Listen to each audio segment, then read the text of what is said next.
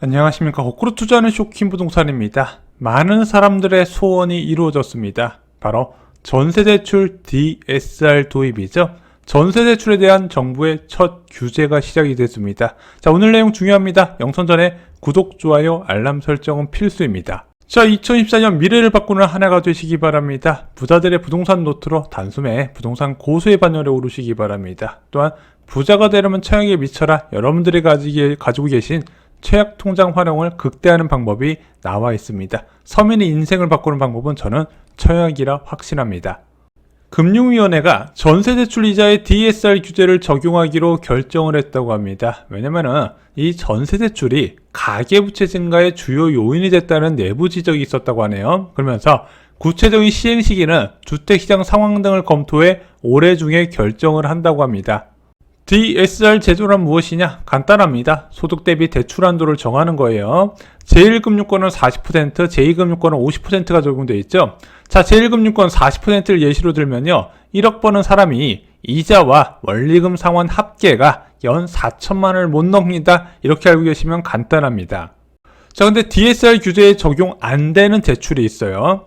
아파트 중도금 대출과 이주비 대출, 정책 모기지, 거의 끝물에 가까운 특례 보금자리론이나 디임돌 대출 같은 거는 DSR 규제에 적용이 안 됩니다. 신생아 특례 대출도 정책 모기지에 안 들어가요. 마지막으로 전세자금 대출도 DSR 규제에 적용이 안 됐는데 여기서 발생하는 이자가 이제부터 DSR에 포함될 가능성이 커졌습니다.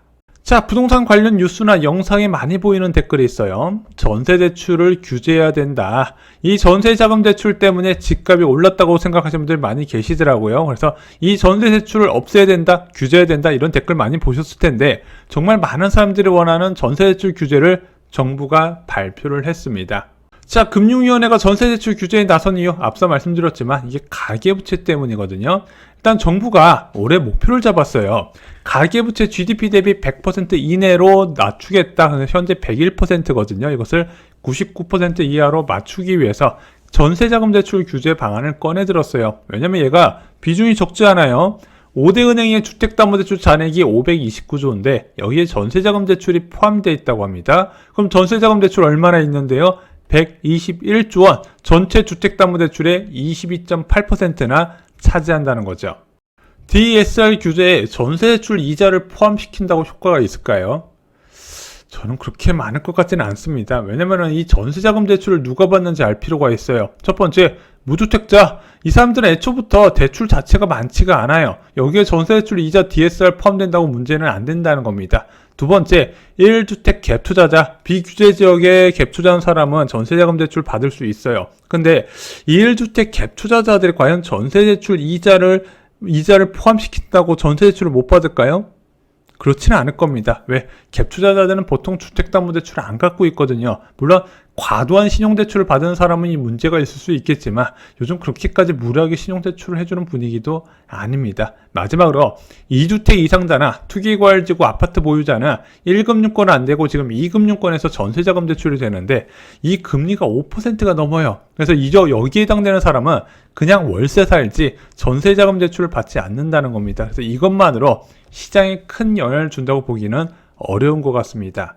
자, 이 가계부채와 관련해서 두 가지 말씀드릴 게 있어요. 자, 부동산 3대 폭락론의 근거 아시나요? 첫 번째, 인구 감소. 지금 인구가 충격적으로 줄어들고 있으니까 대한민국 부동산 시장 끝났다. 두 번째, 가계부채. 자, GDP 대비 100% 넘는 가계부채가 어떻게 더 늘어나서 부동산 가격을 떠받들 수 있을 것인가? 한국은행도 그렇고 정부도 그렇고 가계부채 줄인다고 했으니까 대출로 먹고 사는 부동산 시장도 끝이다. 이런 주장이죠. 마지막으로 소득 대비 고평가된 집값. 자, 집값이 너무너무 비싸서 떨어질 수밖에 없을 것이다. 그런데 저는 계속 이렇게 생각을 합니다. 이런 것을 근거로 내 집 마련을 미루면 후회하실 거라고. 자, 3대 근거 중 하나인 한국의 가계부채 이상한 거 없으세요? 자, 대한민국 아파트 살 때 대출 받을 때요. 이거 대출 받기 쉽지 않거든요.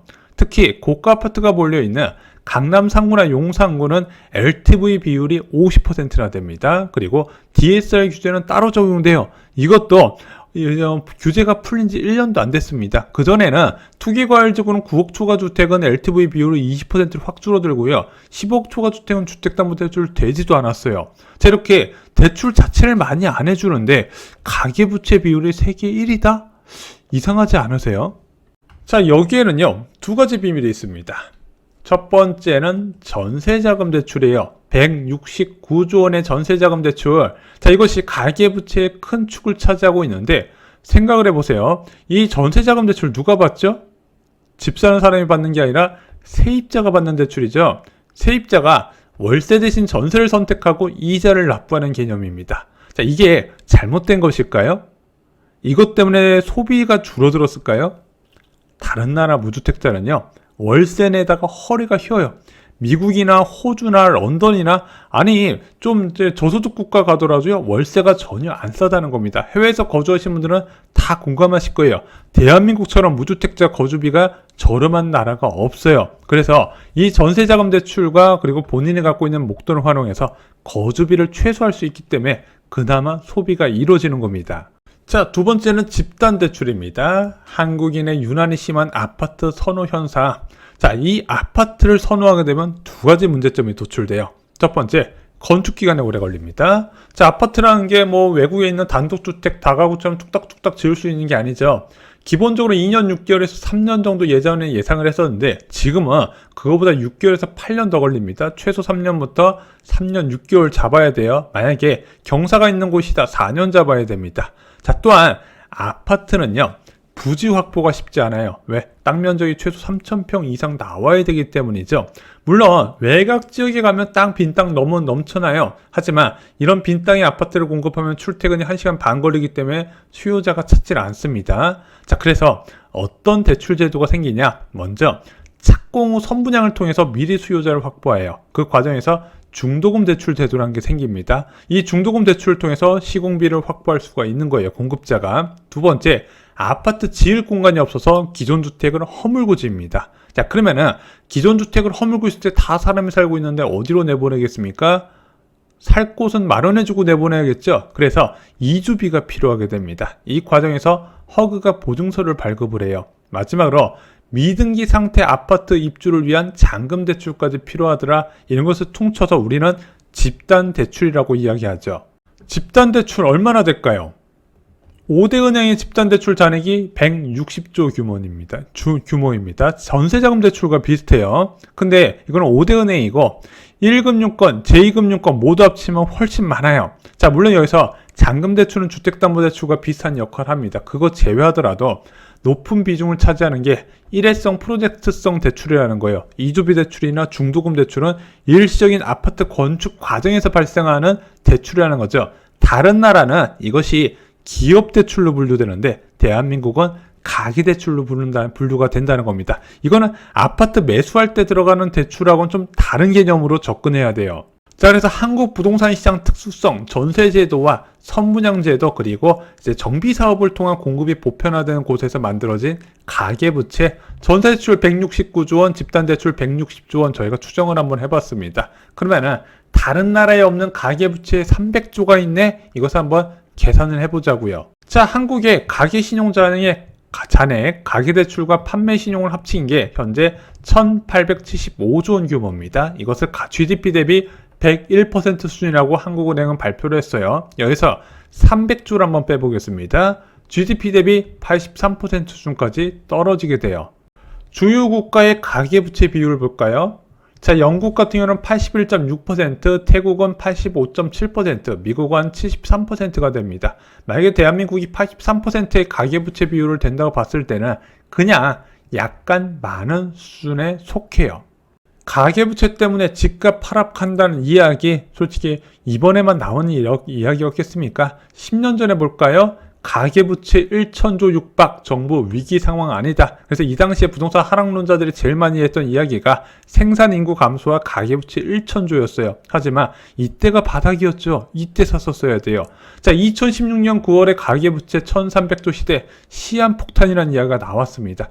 1,000조가 될 때마다, 1,100조가 나올 때마다, 1,200조가 될 때마다 부동산은 위기라는 얘기가 나왔지만 실제 그 이후에 집값은 2배 가까이 상승을 했다는 거죠. 제가 예전부터 강조드렸지만 자산 가격을 거시경제 데이터로 예상하면 항상 틀린 결론이 도출되더라 대한민국 특수성도 볼 필요가 있다는 겁니다.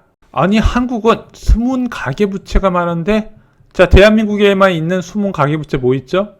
전월세 보증금, 뭐 월세도 뭐 보증금 좀 많이 해서 받는 편이고 전세로 가는 것도 솔직히 이게 금융 통계에는 잡히질 않거든요. 그래서 한 언론사는 이것을 숨은 가계부채로까지 표현을 합니다. 그리고 이게 지금 터지고 있어요. 어디에? 전세시장, 오피스텔 전세시장에서 실컷 터지고 있죠. 그러면서 어떤 현상이 발생한다? 아파트 쏠림 현상과 빌라 거부 사태가 일어나고 있어요. 근데 지금 빌라 시장에서 굉장히 심각하게 터지고 있지만 금융 시스템 위기로 전이되고 있지는 않습니다. 또 하나 여러분들이 가장 많이 관심 가신 건 빌라 시장이 아니라 아파트 시장이잖아요. 아파트도 작년 초에 정확하게 1년 전에 역전세나는 큰 이슈가 되긴 했지만 지금은 그 위기가 끝나고 나서 큰 영향은 없다고 보고 있습니다. 왜? 수요가 내가 만약에 급해서 팔면은 수요가 유입돼서 싸게 팔면 팔리기 때문이죠. 빌라는 싸게 팔아도 안 팔리니까 문제가 되고 있다는 겁니다. 오늘 준비한 소식은 여기까지입니다. 정부가 전세자금 대출에 DSR 규제를 포함하고 있지만 이것이 제가 볼 땐 근본적인 가계부채를 줄이거나 또는 부동산 시장 안정책과는 좀 연결되기 어렵다는 게 제 생각입니다. 또한 가계부채와 집값 폭락을 연계하시는 분들이 많이 계셔서 오늘 그와 관련돼서 제 의견도 말씀을 드렸습니다. 오늘 영상이 마음에 드셨다면요. 좋아요, 구독 꼭 부탁드리고요. 주변에 부동산에 관심 많으신 분들께 이 영상 공유해 주시면 큰 도움이 되실 겁니다. 이사로 영상 마치겠습니다. 감사합니다.